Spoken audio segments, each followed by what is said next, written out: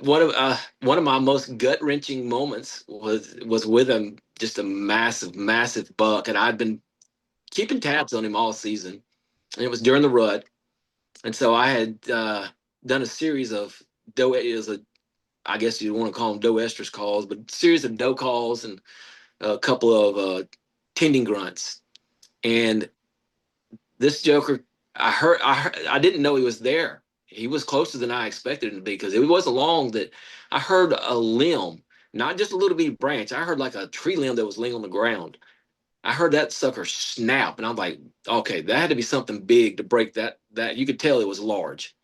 And I just happened to look to my right, and there he stood. He was maybe 30 yards away, but he was in the thickest, nastiest brush. There was no shot whatsoever. And he stopped and he was looking around trying to figure out where all this commotion was coming from. And the area I was hunting was a very well traveled travel zone. It was a pinch point, and the deer were using it a lot to get back and forth to the swamp and over to a cutover.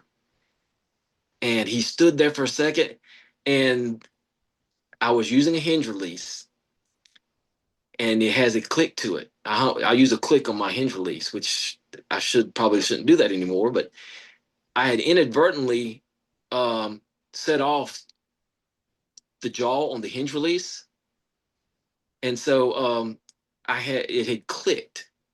I had inadvertently clicked that hinge release, getting it onto the D loop and getting ready, prepared for him to walk out.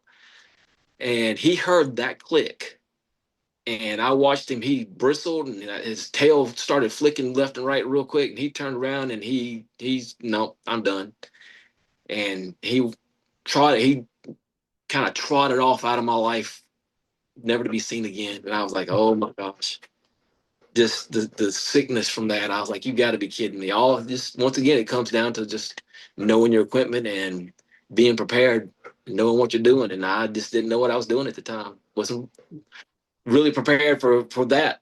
For that massive deer to walk out in front of me. I'm like, or next to me. It was a learning Yeah. point.